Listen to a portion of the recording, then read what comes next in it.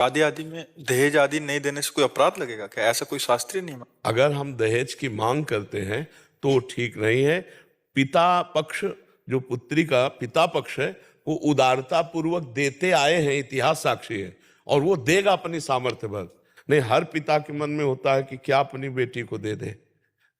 हर जब जनक जी के आंसू आ गए तो परम ज्ञानी विदेहराज जनक जी, तो और कुछ बात जाने दो। पर वैसे हम पिता राक्षसों को कहते हैं जो खुद पुत्र और बच्चों का शोषण करते हैं, पुत्री आदि का, वो बात अलग है।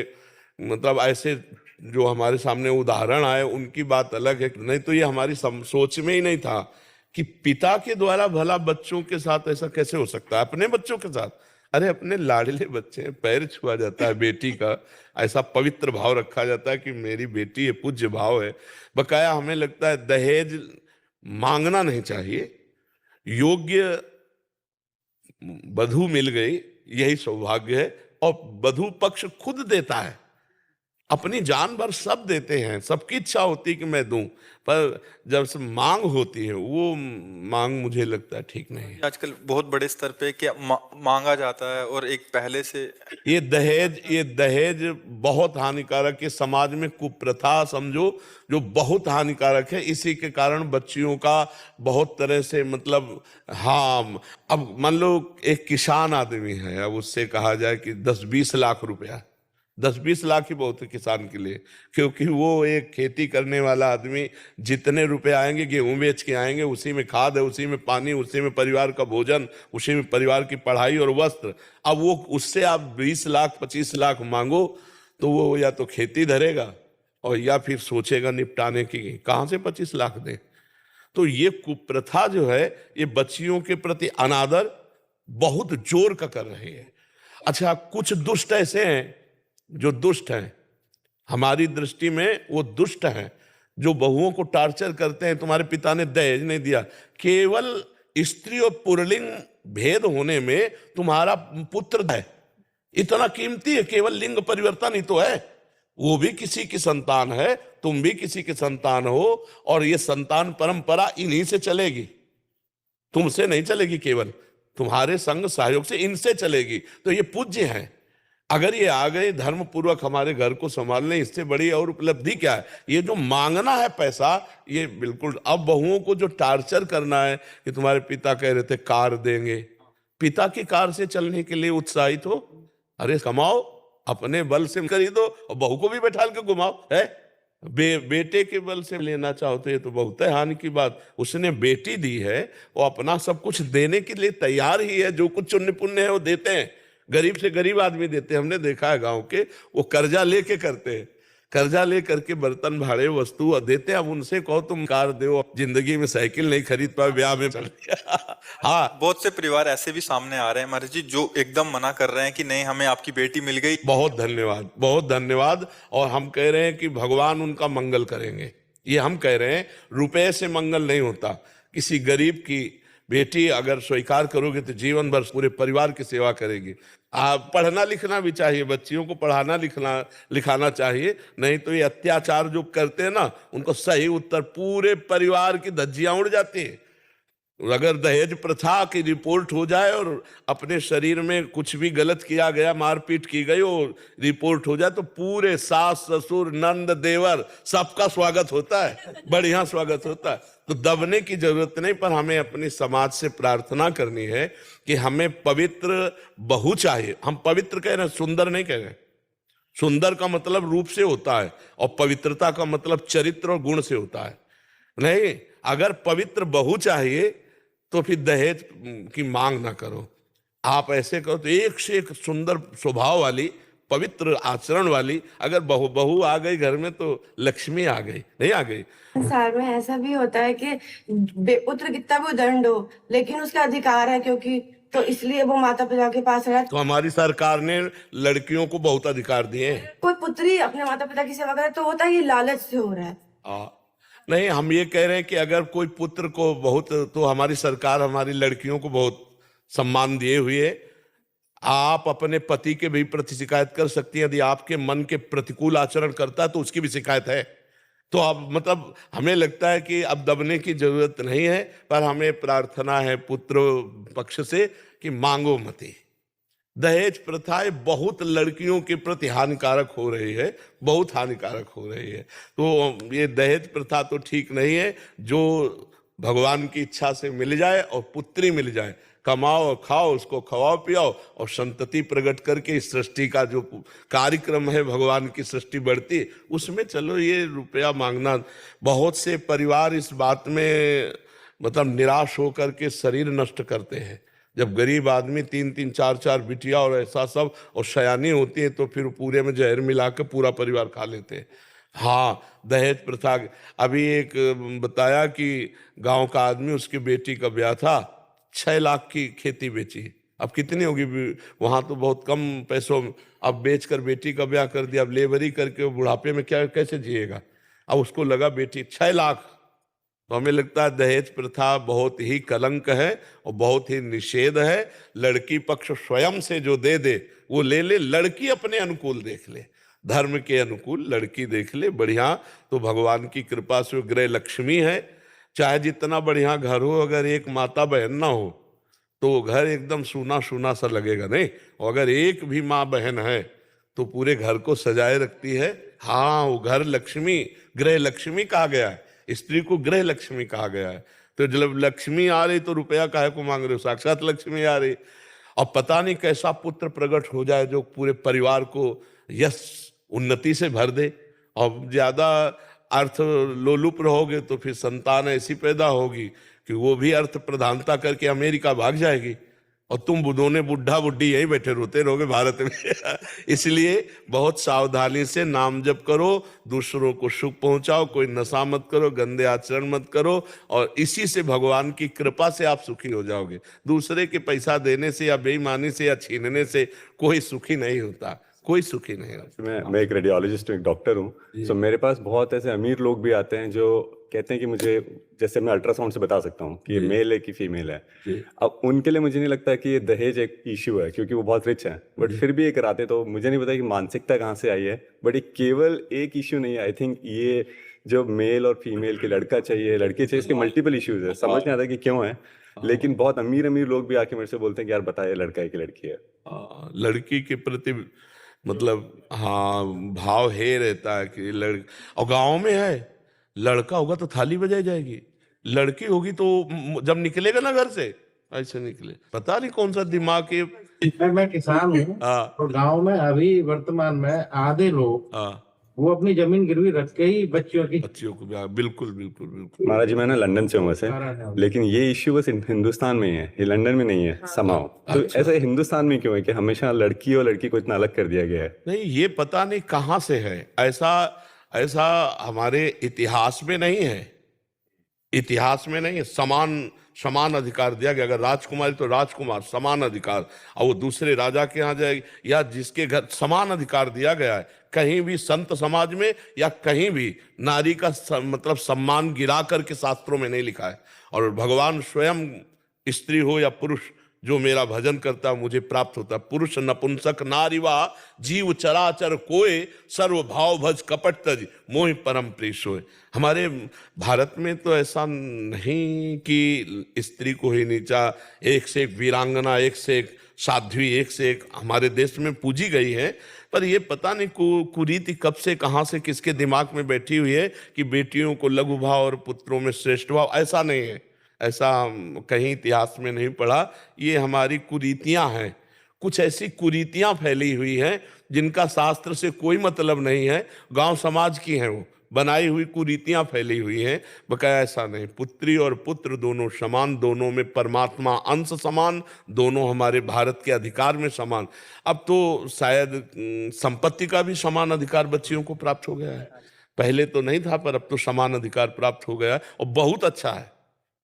इससे ये भावना कटेगी, इससे भावना कटेगी। तो अभी ऐसे बोला जाता है कि तुम लेडीज हो तो लेडीज ही रहोगे, हम जेंट्स हैं तो हम जेंट्स हैं। नहीं तो क्या जेंट्स क्या? अब तो बॉर्डर में भी लड़कियां खड़ी हैं, बॉर्डर में भी खड़ी है लड़कियां, नहीं अपने देश के बॉर्डर पे नहीं खड़ी। तो हमें लगता है अब तो काफी समानता आ रही, पर ये दहेज भावना हट जाए और ये कुरीति हटे कि लड़की हुई तो निराश हो गया, लड़का हुआ। हम कह रहे जब राष्ट्रपति है, बहुत से ऊंचे ऊंचे पदों, अर्थ विभाग के, फाइनेंस मिनिस्टर भी वही है। हाँ, अर्थ विभाग की निर्मला सीतारमण। हाँ हाँ, तो ऐसे ऐसे ऐसे सोच हटाओ। पढ़ लिख करके बच्चियां बहुत अच्छे अच्छे पदों पे जा रही हैं, अपने परिवार को बहुत अच्छा समृद्ध बना रही। अब ऐसी भावना न करे, और जो ऐसी भावना वाला, नीच भावना वाला पुरुष हो, उसके यहाँ ब्याह भी न करे। जो ऐसे दहेज के लोभी जन हो, ऐसे यहाँ ब्याह न करे। अगर वो ऐसा दिखाई दे, क्योंकि वो जीवन भर टॉर्चर ही करते रहेंगे।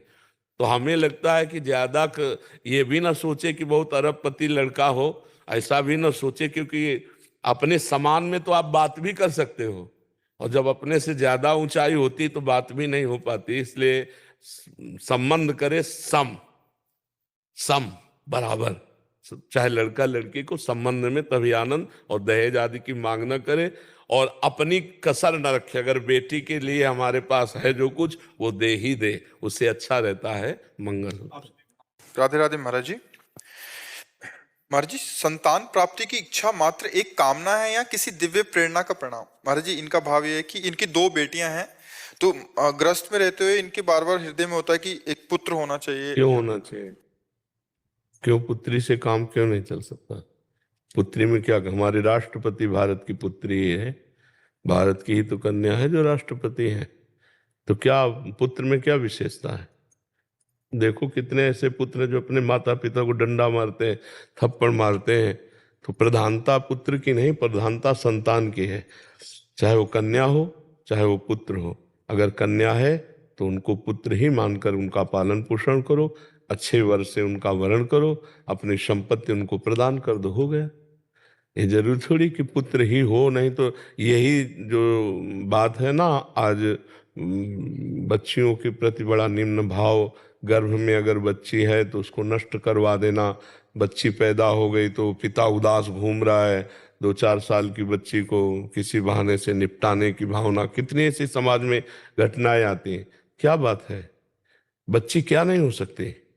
हम तो यही दिखाना चाहते हैं कि हमारे राष्ट्र की राष्ट्रपति है, और किसी की बच्ची ही तो थी जो राष्ट्रपति बनी। तो बच्चियों के प्रति ऐसा है भाव क्यों रखा जाता है कि पुत्र ही हो जाए?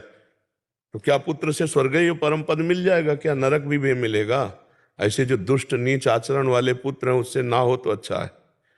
जो कुमार्गगामी है, उससे ना हो तो अच्छा है। पुत्रवती जुवती जग सोई, जो भगवान का भक्त हो। क्या सबरी जी का आज नाम जितने आदर से लिया जाता है, मीरा जी का नाम जितने आदर से लिया जाता है, महासंत हैं, तो ऐसे ना वीरता में, ना पढ़ाई में, और ना किसी सांसारिक उन्नति में ये माताएं बहनें कम नहीं किसी उसमें। और जब लड़की के प्रति भेदभाव रखते हैं तो ये लड़का कहाँ से पैदा हो जाएगा? फिर ये सृष्टि कहाँ से चलेगी? ये तो जननी है, पूरी सृष्टि की जननी है। और स्त्री स्वरूप होकर आप ऐसा सोचे, तो आप भी तो किसी की पुत्री थी। आपके प्रति यदि खास भावना होता तो आप आज विराजमान ना होती। तो हमें लगता है पुत्रियों के प्रति है भाव, यही भावनाएं फिर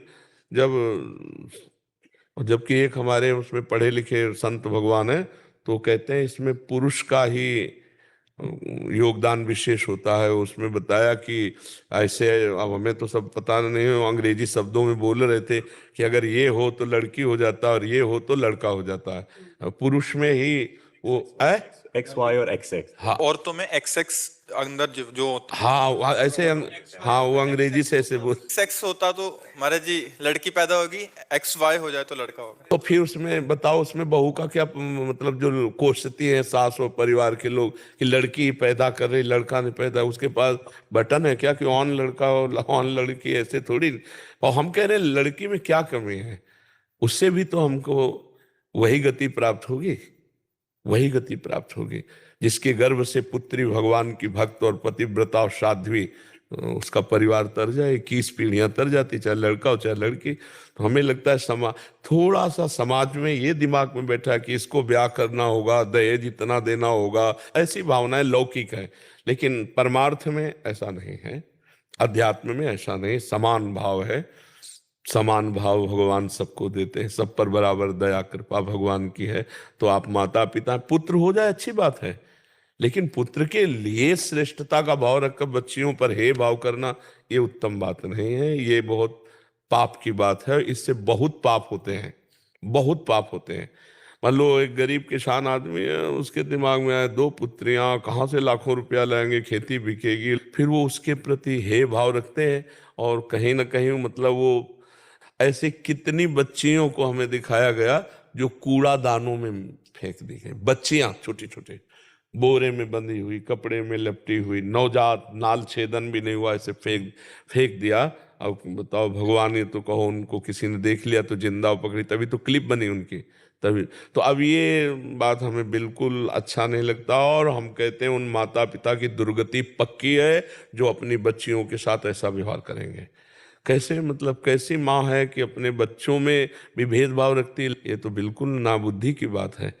आपको आ जाए तो भगवान की इच्छा है, अब तुम ऐसी मत सोचो कि पुत्र आवे, आ जाए तो भगवान की इच्छा है। अभी अगर आना होगा तो आ जाएगा, और अगर नहीं आना है तो आपके पास है 2 संतान, उन्हीं को प्यार करो और जो कमाया उन्हीं को दे दो, तो सुखी रहो, आनंदित रहो। भगवान आपका कर्तव्य हो गया, भगवान ने आपको गृहस्थ धर्म दिया था, 2 संतान। और ये मान लो जिनके संतानें नहीं है, बढ़िया भजन करो, भगवान के आश्रित हो जाओ, ब्रह्मचर्य से रहो, अपना जीवन तो आपका कल्याण हो जाएगा। देखो ये लोक धर्म है, इसको करते हुए परम धर्म की प्राप्ति करनी है। पुत्र हो जाए तो ठीक, ना हो जाए तो ठीक, पुत्री हो जाए तो बढ़िया, पुत्र हो जाए तो बढ़िया। उद्देश्य है भगवान की सेवा। तो भगवान ने अगर पुत्र पुत्री दी तो सेवा करेंगे, नहीं दी तो हम भगवान का भजन करके मुक्त हो जाएंगे, भगवान को प्राप्त कर लेंगे। पर पुत्र की आकांक्षा गृहस्थ में होती है कि हमारा नाम होगा, हमारा कुल चलेगा। पर अगर नहीं होता तो हम इसी भावना में रहेंगे क्या? अरे हमारे सबसे बड़ी भावना है इस जन्म में हम ऐसा कर्म करें कि भगवान की प्राप्ति हो जाए, आवागमन के चक्र से छूट जाए। नहीं भैया, ये पुत्र और पुत्री आवागमन से मुक्त नहीं करा सकते, और बिगड़ गई तो जीवन बर्बाद हो जाएगा। मान लो पुत्र हुआ बढ़िया और इसके बाद उसके आचरण बिगड़ते चले गए, अब वो ऐसे कांड किए कि तो उसके वो जेल जाएगा अब जीवन भर। या बुद्धि बदल गई, देश विदेश वो अपना कमा रहा है, अब यहाँ बूढ़े बैठे उनकी याद में चिंतन। जीवन को संभालना है तो ये भगवान की सेवा है। पुत्र हो या पुत्री, जैसा तुम्हारे को कर्तव्य के लिए ऐश्वर्य मिला है उसके अनुसार अच्छे से पढ़ाओ, खवाओ, पियाओ, और जवान हो जाए उनके ब्याह कर दो और भजन करो। ये कर्तव्य है। अगर केवल इतना ही किया, भजन नहीं किया, तो फिर भगवत प्राप्ति होने वाली नहीं है, इससे थोड़ी होने वाली है। हाँ, तो जीवन का लक्ष्य है भगवान को रिझाना, भगवान की सेवा करना, भगवान की प्राप्ति। जो सुविधा आपको भगवान ने दी उसी से सेवा कर लो।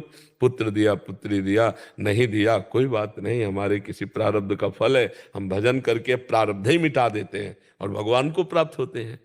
अध्यात्म की जो बात है वो ये है।